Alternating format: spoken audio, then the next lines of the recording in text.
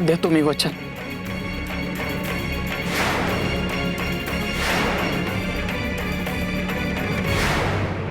काय ग सखू, अहो उठतात कधी ग? आणि ते वसुलीला वगैरे जातात ना? म्हणजे त्यांचे पाय दुखत असतील ना ग?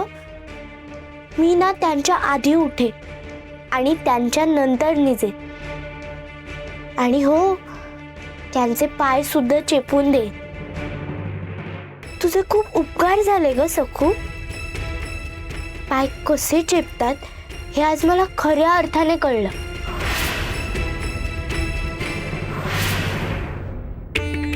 माणिकताई आऊंची काळजी घेणार म्हणते.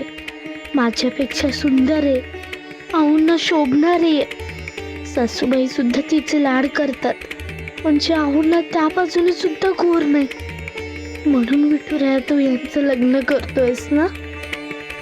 आऊंचं चांगलं होत असेल तर कर कर फक्त.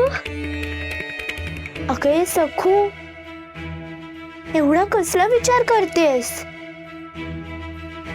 नाही, काही नाही. माझा आणि आहुंचाच विचार करत होतेस ना?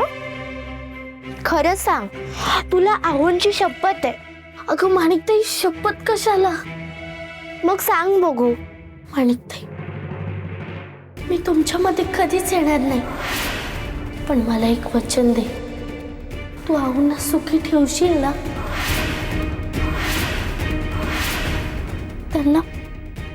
त्यांना त्रास देणार नाहीस ना ग? हो, खूप प्रेमळ निर्मळ मनाचे आहेत ग. अगं नाही ग, नाही देणार मी त्रास. पण त्यासाठी माझी एक अट आहे.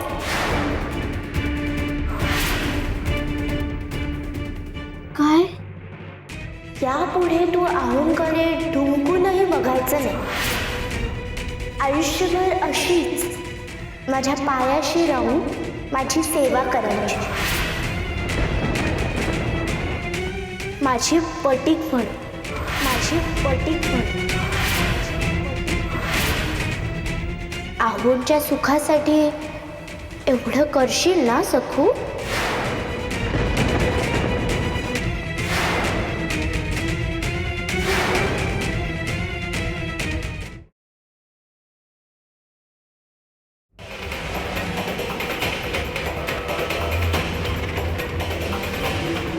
आज जायचं की माघारी जायचं? तुझ्याकडं जर बळ असेल ना, तर त्या गुहेत त्या नरपशी समोर जाऊन दाखव.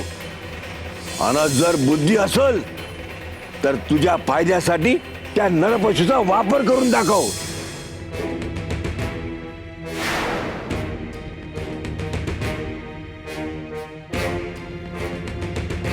जायलाच पाहिजे.